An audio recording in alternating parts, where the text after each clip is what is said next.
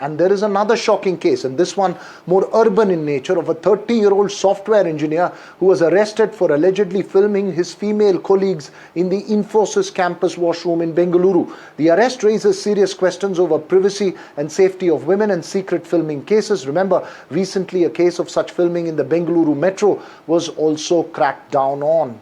Very disturbing, Veera, and it is an issue that most of us are extremely concerned about. There are laws and laws, but it's the implementation that really becomes a problem here. And this is a reputed office that we are talking about, which makes it all the more worrying. Based on the complaint that was filed by the victim, the police arrested Swapnil Nagesh. The incident came to light when the victim was waiting to use the washroom when she saw a girl coming out of a cubicle and caught a man's reflection in the mirror filming from the washroom that was adjoining to the room that she was sitting in. So clearly, even this act of finding out who was doing this was completely coincidental. That's right, Vasudha. It must be very, very deeply disturbing for anyone, especially women. Joining us this evening, Pallavi Jain, HR professional and social activist.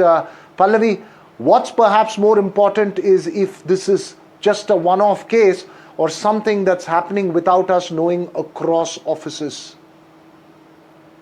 First of all, good evening, everyone. And this has been so shocking and unsettling on so many levels.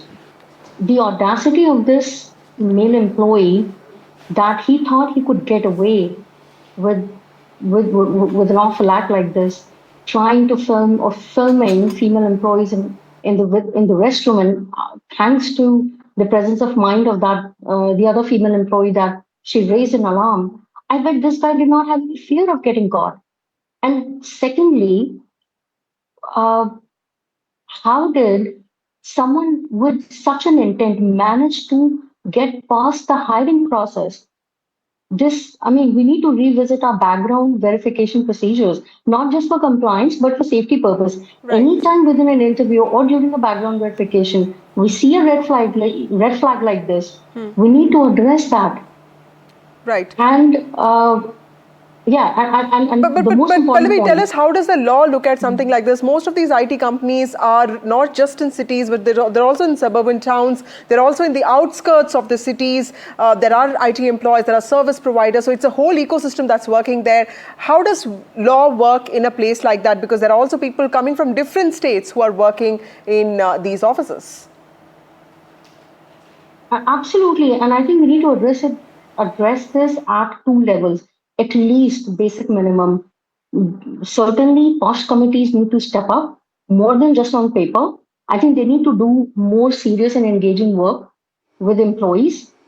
And at legal level as well, we need to send clear message that anyone who begins to have such heinous thoughts is going to face serious consequences. We need to stop covering their faces. We need to shame them publicly. We need to send a clear message with stricter punishments out there. And it's about time, it's high time that in India, we need to put women's safety on priority, the first focus.